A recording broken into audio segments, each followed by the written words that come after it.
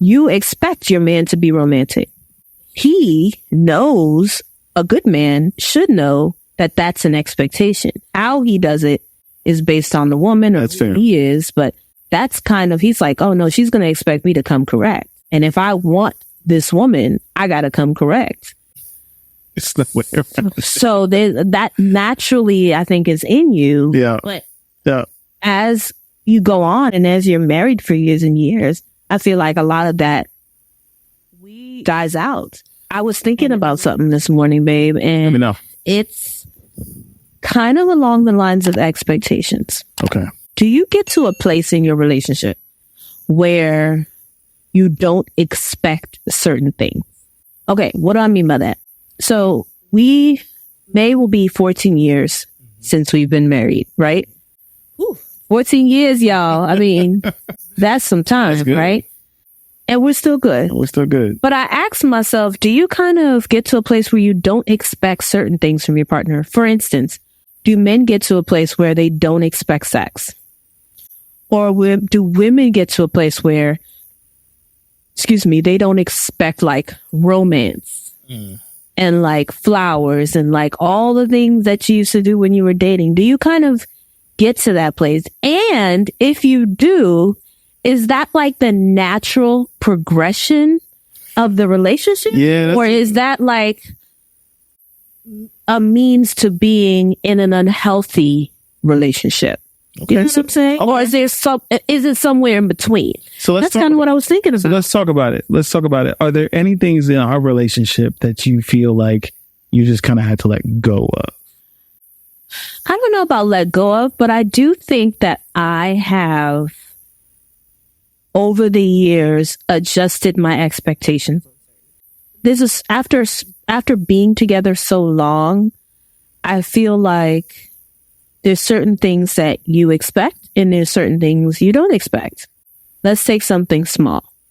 I love my husband, but I don't care what you do, he will not hang up his clothes. And he doesn't like to hang up his clothes. I got matching hangers. I got, you name it. He will not hang up his clothes. He has like his closet. So there's like a lower rack. So he'll throw the clothes there or put them in the dirty clothes or put them on the floor. But he is opposed to hanging up his clothes.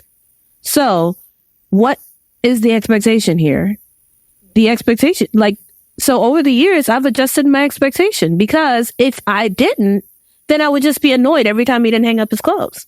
He's not going to hang up his clothes. So I can argue about it and be like, why don't you hang up your clothes? We spent so much money on these clothes and you don't hang it up. You ain't care about your clothes and blah, blah, blah. Or that's something small, but I've chose to adjust my expectation. Like he's just not going to hang up his clothes. And there's bigger things in the world than hanging up your clothes, I guess, right? The only time that gets a little is like the suits. Okay. Y'all know a good suit costs $300. So when I walk in his closet and I'm like, at least hang up the suit though. We just spent like $400 on the suit. At least hang that up. So it still gets, but that's a small thing I use that example. This is a small example of managing your expectations. There's certain things that over the years you learn that may or may not change. And so you just don't expect it. That's fair. And to be clear, I do be hanging up my suits, but it's usually later than I use them. So like I'll lay my pants out long ways. It's not like I ball them up and just throw them in the bottom. Don't listen there. It's not like I just throw them in the bottom of the hamper or anything. It's just laid out and I ain't trying to hang them up immediately because when we get home, we're like, hang up his clothes, y'all. I didn't say the rest of the clothes. I just said the suit. You don't hang up the suit. I can't get the suits. Nope. The point is, over the years, I think you do, to answer your question, I have, through the course of our relationship, adjusted my expectations on certain things. But I asked myself if that is healthy or if that is just a natural progression of the relationship. Like I'm sure most men eventually just don't expect to have a lot of sex with their wife. I know when men get married, for sure, the expectation is immediately your sex is going to decrease. So partially at the bachelor party, most men just kind of give one cheers for the fact that it's all over, because whatever is done is done. So, right. But okay. Is that healthy, or is that something you kind of accept as the natural progression of a relationship? Because when you're dating, it's on and popping, right? And then you get married, and throw a kid or two in there, and it's like, that's a wrap. That's all she tell y'all how many couples I've talked to, or people I've talked to, and they're like, they're struggling to do it once a month. Yo, once a month is crazy. Just so we're clear. So that, like, hold on. Just so we're clear, a man needs to ejaculate 21 times a month to keep prostate cancer away. Look it up. Google's your friend. So 4 times for the month is rough. Once a month. You're talking about once a week. Once a month? That's what the people are telling me. They struggle. Once every 31 days. Yes. Whoa. Y'all can't be. Y'all, come on. But the point is, after a couple years of that, you get to the point where you probably don't expect. So when your wife or your husband's like, well, probably not the husband, but when your wife is jumping your bones, you're like, hey, this is great. This is what we I don't got. care what you say. This is awesome. Please don't stop, and because to be real with you, I might not get it for 6 months. What made me think about that is sometimes I'll be like, hey, babe, let's go. And he'll tell me, I wasn't expecting that. And I'm like, why weren't you expecting that? I'm your wife. This is like, and he's like, you said you were tired, you had a headache, whatever the case may be. And that's what made me think, do you just like eventually not expect certain things from not just sex, but do you all of it, yeah, certain things from after you've been married so long? I think there is something to that, but the real question that you're asking to me is whether it's natural for that to happen, or whether that's healthy or not. And I think those are two separate questions on the grand scheme of things, but also on the issue itself. Hanging up your clothes might be annoying, but there is nothing detrimental in it. However, to a relationship, unless you're just super type A and just need everything done your way, that's fine, I guess. But that being said, like something like sex is something that's very universal to all relationships, even if the ratio is different and everybody's okay with. Like, where we might fall on that continuum is one thing or another, but the fact that it's important is probably not lost on the majority of people, or couples specifically. Yeah. So I think there is more weight to some issues than others. And that's not to say that some issues are more important and therefore my issue is more important than whatever you're thinking. Not that.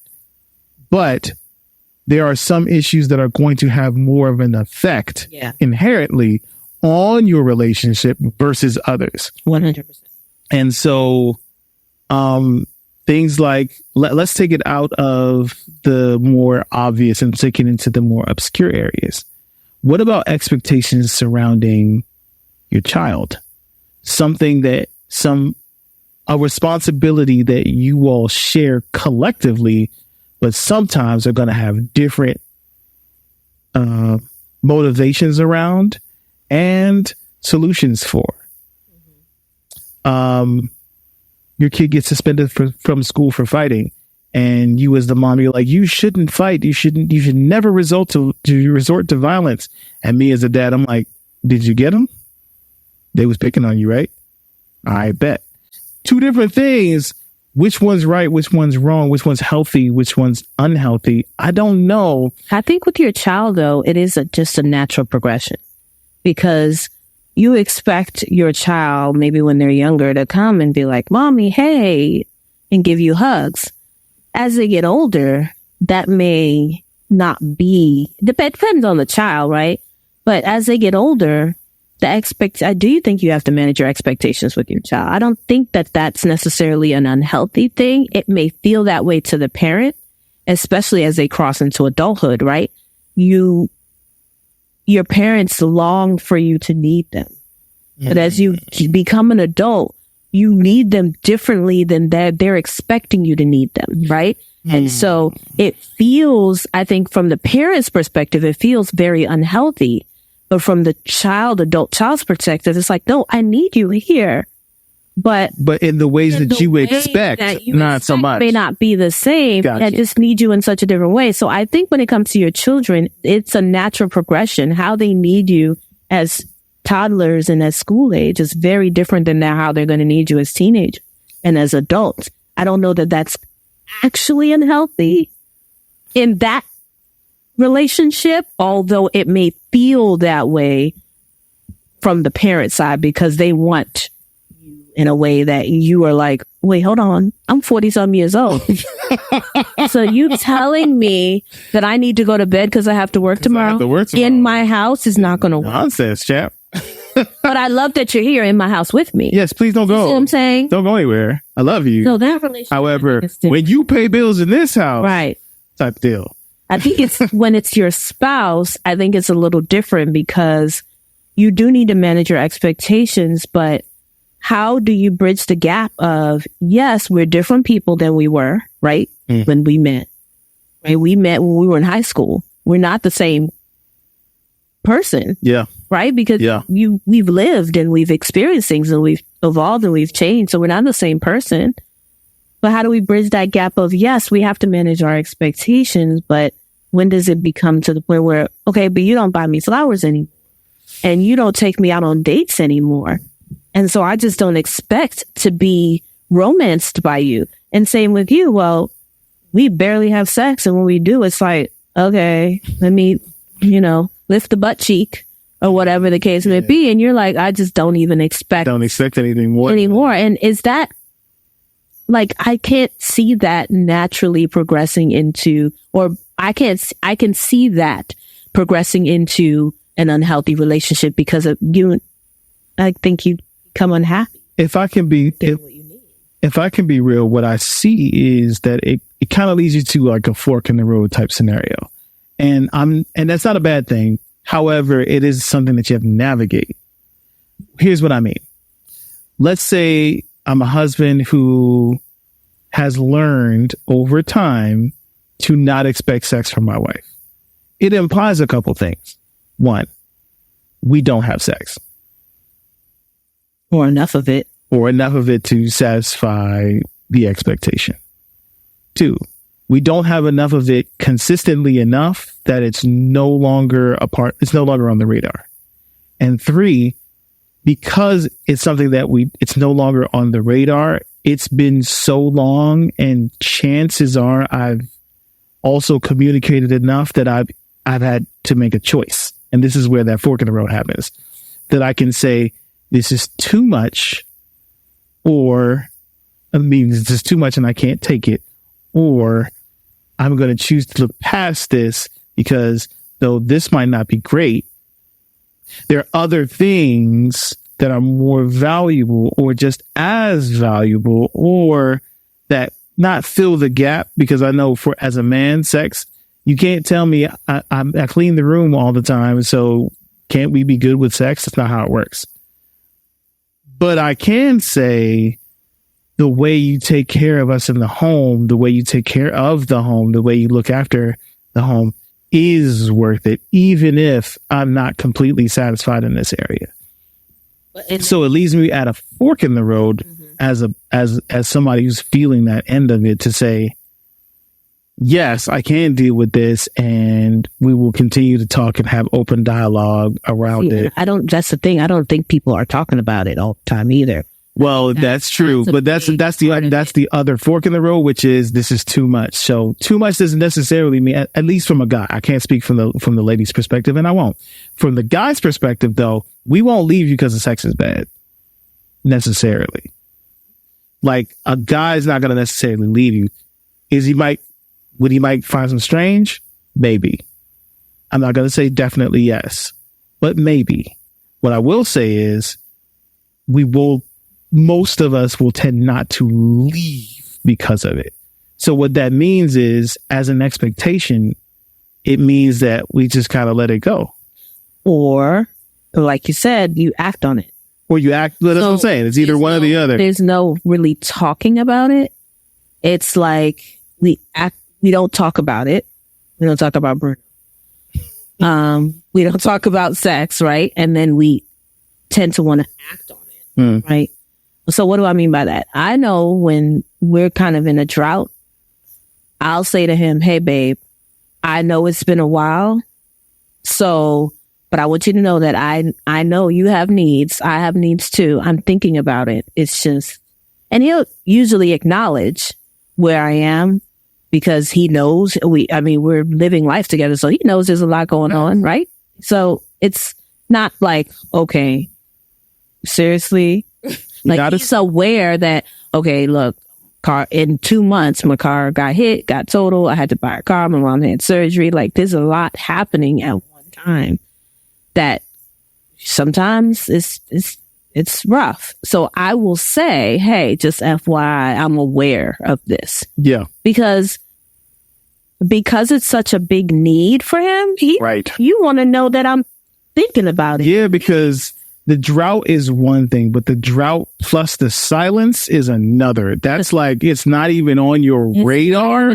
It's not even important enough to think about or consider. And when I say that, I mean to me, not just think about it in your head, because that doesn't help me none. I don't know what's happening in your head, but to say, oh, I acknowledge that it's been a while and I acknowledge that you have needs and I'm acknowledging it all, but I'm acknowledging it because I'm not in a good place. If I, as a man, can't hear that, then that's a problem for me. That's a me thing. You feel me? And this is why communication is so important, because if I don't say anything, right? Let's say 3-4 weeks go by and I don't say anything. He's left to my own devices, his own head to figure out what. Don't leave your man to his own devices. Happening, right? So he's either like one of the areas in life you can't leave your man to his own devices. Right. He's going to make up in his head whatever he has. Plus, facts. Has all of the. He doesn't have it. He doesn't have an outlet now, so that's even worse. Mm-hmm. And so this is why you always say if you don't talk about it, what do you say? You don't. No. This is about it. I'm stealing this. Shout out to Jonas Bobrin. You see him on the show a bunch, and you'll see him more. But this is something that he taught me: is if you don't talk it out, you will act it out. It's one or the other. You're going to do one of the two. Eventually, you either talk it out or you will act it out. Right. One of the two. Right. So this is why. Yeah, that's why I think communication, especially in an area like this, that's so important that you talk about it. You need to. But back to the expectations piece. Once a man gets married, he's like, okay. Yeah, this is one thing we said before we started shooting is that for guys, we go into the thought process of marriage. We go into it with, and your sex is done. From a few different aspects, because okay, ladies, if you didn't know, men like variety. It is what it is. We like variety. It's something that is innate in us. All of us like it. Sorry. It keeps them excited. It does. And even science has proven that even people who have like either low sperm count or not great quality sperm improves with a different partner. It is what it is. That's just how it works. Sorry. But when we get married, a lot of us, now hear me good, I'm obviously not talking about folks who just habitually get it wrong, but for most of us, we do consider marriage a real thing. Meaning, I heard it said on the podcast once, shout out to We Need to Talk podcast. I heard it said like this, that men are more romantic than women. In that men believe the things that romance says is a thing. However, women know that it's not real, but they just want to feel it. It's okay that it's not a real thing, but they want to feel it. They want to feel, which is why some women will lie to themselves about potential love interest or whatever the case may be. But like when a woman cheats on a man, he hurts more because he actually believes it. He actually believes that women are made of sugar and spice and everything nice. I believe that men are more romantic than women because that's what the expectation is. Because that's what the expectation. Right? So that goes back to the expectation. You know, when you are dating or you're courting or whatever you do nowadays, you expect your man to be romantic. Yeah. Right? And he knows, a good man should know that that's an expectation. How he does it is based on the woman or that's who fair. he is, but that's kind of, he's like, oh no, she's going to expect me to come correct. And if I want this woman, I got to come correct. It's the way around. So that naturally, I think, is in you. Yeah. But yeah. as you go on and as you're married for years and years, I feel like a lot of that dies out. And women sometimes... Does it die out or does it just change? The problem with expectations is if it's not exactly what it is, it's either dead and gone or it no longer exists. It's a different thing. And that's why you got to manage. It's got to be 100% of the thing or it's a whole different expectation. And that's why you got to communicate and you got to manage your expectations. Absolutely. Like when we first started dating, Valentine's Day, we first got married, Valentine's Day, I want the flowers, I want the chocolate, I want you to come to my job I want it all. Right? Like, I want it all. I don't even like chocolate all like that, right? And I still want the teddy bear. I want it all. I wanted to feel like he's thinking about me on Valentine's Day. Not because it's Valentine's Day, but look, the way that I see it is if you're not a spontaneous person when it comes to being romantic or buying gifts, take the holidays and do it. You know Valentine's Day is coming up. You know our anniversary is coming up. You know my birthday's coming up. If you don't remember to be spontaneous and buy me flowers on March 13th just because, then do it big on the holidays. That's how I see it, right? So I'm like, oh, Valentine's Day, I want it all, right? And I'm not reminding you. I want you to think about it and plan it. This last Valentine's Day, I'm like, I don't want none of it. I don't want the flowers. I don't want he had just bought me flowers like a couple weeks before, which I much appreciate. I believe in doing that. I appreciate regularly. way more than now being married for almost 14 years than Valentine's Day. I was like, I don't want flowers. Please don't buy me a teddy bear because holy crap. I'm 41. I don't want a teddy bear. It's a racket teddy bear. I don't want any chocolate because half of it has nuts and I can't eat it anyway. And the other half gives me heartburn. So no. And then, God, don't buy me another card. You've bought me 5,000 cards since we've been together. I don't want another card and I don't want any balloons. And he's like, okay. I said, the only thing that I would appreciate is spending time with you. Let's go out to dinner together. Have a novel experience. And we did a paint and sip. We didn't even do it. We did it like a week before Valentine's Day. It wasn't even on Valentine's Day. And it was the best. Like, so now when next Valentine's Day, based on that, when the next Valentine's Day comes, should I then expect all of the things I didn't ask for the year before? That's the point. That's why expectations is so awkward because you got to keep talking about it. Because you got to keep. So if I want all of that stuff next year, he's going to assume, well, she didn't want it for the last couple of years. So this year I'm cool. Except when Valentine's Day comes next year and I'm sitting there with my hands crossed. And she already said she's not reminding. She's not saying anything. And he's like, well, what's wrong? Well, you didn't give me nothing. The last couple of years, you didn't want nothing. So I just my expectation is. Versus so your this is why you have to communicate. Mm-hmm. You adjust your expectations, right? But you have to communicate with it because he's like, you don't want anything? And I'm like, no, I really don't want anything. Like, it's a waste of money. I don't care. I love you every day. If you're going to spend $100 on all that crap, let's go out to eat to our favorite restaurant and eat and have a drink. That's way more important to me. But if I never communicate any of that, he's not going to know. If you never communicate the importance of it, right. Because communicating that I like going to a restaurant eating where, I like the high-end stuff, does not communicate that you would prefer that for Valentine's Day. You feel me? So the expectation not only has to be there, but it has to be understood enough to be communicated that for Valentine's Day, something that I have normally thought was very important. In fact, don't do any of the stuff that I normally would have said do. Let's just do this and I'm good there. Like, you got to communicate that, especially to your man who's like a 5-year-old in preschool going, what? You want me to do what? You sure? Because a lot of the time we're guessing at it anyway, because for us, the female mind is a bit of a minefield and we don't always understand what's happening. Not an excuse. However, it is an explanation. So we have to learn to communicate the expectation. And that's the problem with expectations. It's not just having it here. It's not, bless me. It's not just having it here. It's also being able to communicate it effectively in the moment. Right. So that what you're communicating actually gets across. And that is key. That is key. And I think that is what's really important.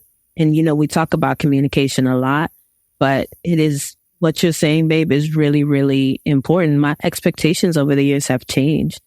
I think some of it is because of what I've seen in our relationship over the years, but some of it is just I'm different. The things I appreciate are different. Yeah. You know, coming into my 40s, I much more appreciate time than I do a lot of the other stuff because I feel like I don't have a lot of it left. Coming into my 40s, I have realized that a novel experience is important to me. Yeah. Having a new experience with you is extremely important. So important. Which is like spending time, but at the same time, it's spending time doing something fresh and different. Yes. That is way more important to me. And so I think there is a natural progression of expectations changing, but I do think what bridges the gap between a natural progression and an unhealthy existence or relationship is the communication piece. That's good. That's what I think. That's good. I think that's what makes all of the difference because your expectations are going to change. They're going to be up. They're going to be down. You know, he knows if I'm highly stressed, he's not expecting a lot of sex.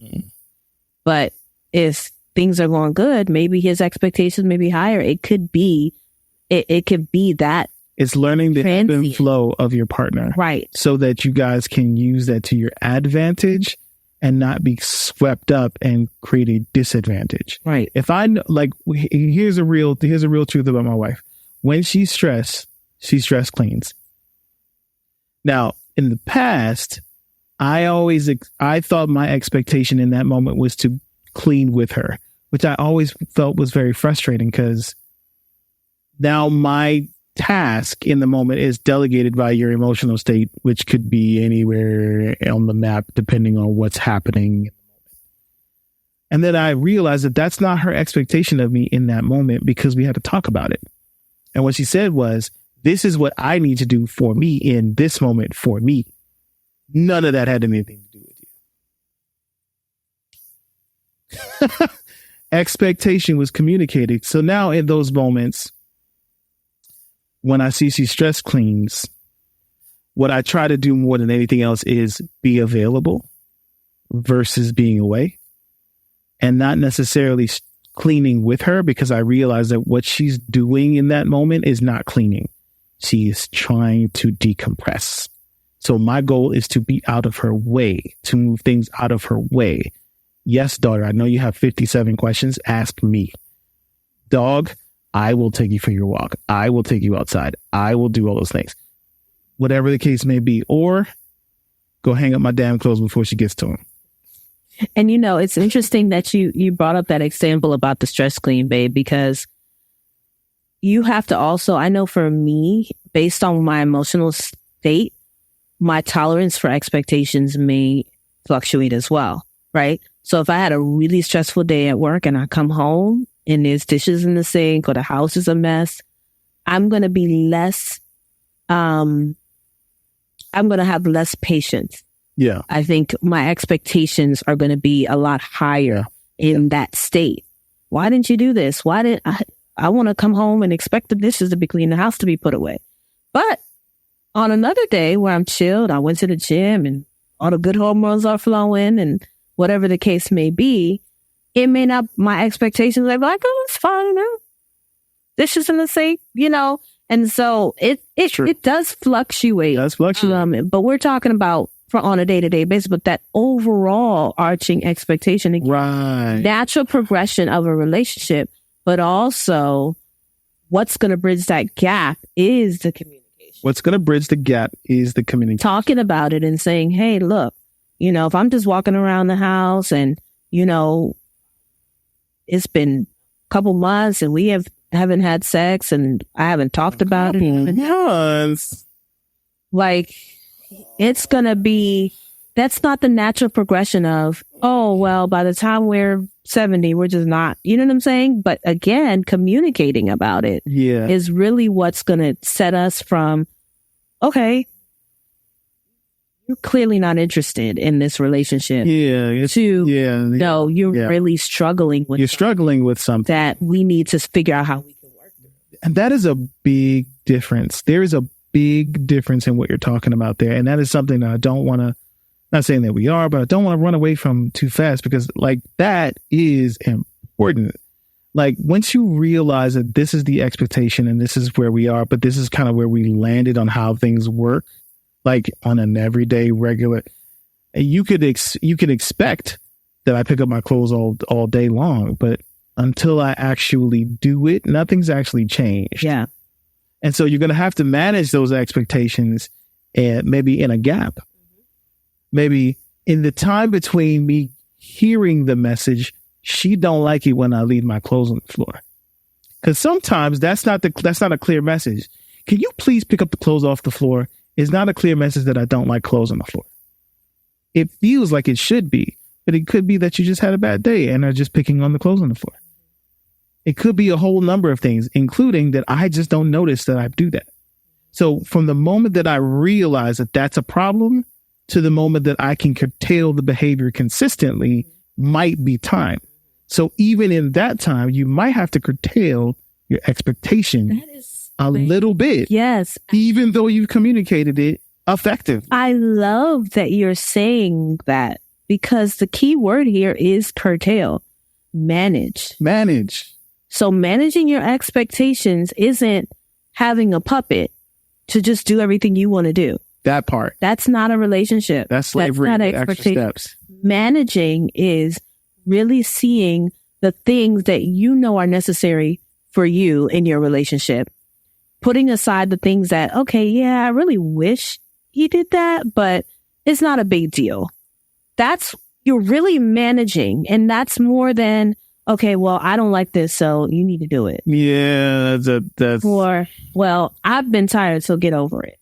You really have to sort out for yourself the things that you do expect because me, y'all, I've talked about it. I don't believe in unconditional love in a relationship. Thanks. I believe that a healthy relationship has conditions. There's things that I expect of him in our relationship, right? I'm just saying, and so you have to really, really take time and sort out the things that you really need for your relationship to thrive and the things that you can put aside and say, okay, this would be nice, but it's not a big deal in the grand scheme of things. And then be able to communicate that, right? And that's going to change. And that's why manage curtail is such an important word. And the other thing is we don't want to forget that we have to manage our expectations in the moments that we don't just have to manage our emotions. We don't have to just manage our expectations, but we also have to manage from the perspective of when the dynamics around the situation will change because of the expectation. Right. I was listening to a podcast and this guy was talking about his wife who expected him to make more money because her expectation was that the man of the house makes all the money and makes his wife's job at home easier. That was her full expectation of him. Bad expectation? Absolutely not. But here's where her problem was. She also expected that he would have all the time in the world to spend with the family. And because her love language really was quality time, she also expected him to be around. And he was like, see, that's where we have a problem. I can't work and make all the money so that you can have all the things you want and have the time to give you everything you could ever ask for, to be there for everything. And, you know, it can't be both because I need my time to make the money. And for as much as she understands how basic economics works, it never clicked in her head, oh, I can't buy the Louis bag because in order for me to buy the Louis bag, he's going to be gone the entire time. And I'm going to be left lonely. Gotcha. Yep. That's real. Managing expectations. Managing expectations. Him to make the money. Do you want the money or do you want the time? And everybody normally, oh, we want the money. Do you? Until you get it. And then you realize what you got to do to get it. And then you're like, oh, very true. Don't even want that no more. Bam. Don't even want that no more. So, I mean, this is how we talk. Yeah. When we're off camera. And then we'll be like, man, we need to get behind the camera in regards. Right? Because it's like real, we talk all this the time how we talk. About this how we talk. Things, about different scenarios. We're always talking to each other. And so this is great. I want to hear from y'all.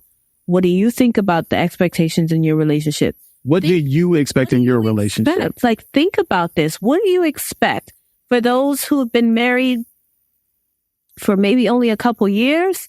What do you expect as a newlywed? For those who've been married, you know, let's say between the 6 to 10 year mark, what do you expect? How has it evolved? And for those of you who've been married 10 plus years, you know, how have your expectations changed? Expectations change, right? Because you've probably gone through kids and different things with parents and friends and family. What do you expect from your partner after being married so long? And how have you managed that within yourself and communicated? I want to hear. I want to know. Mm-hmm. And do you feel like you're in a healthy place in your relationship, even though your expectations may have shifted or have changed? Or, you know, have you gotten to the place where you don't expect certain things because of things that you desire that you're not getting? Because that may not be a healthy place to be. That's fair. So that's fair. Think about it, y'all. Think about this and talk about it. Good episode. I like it. All right.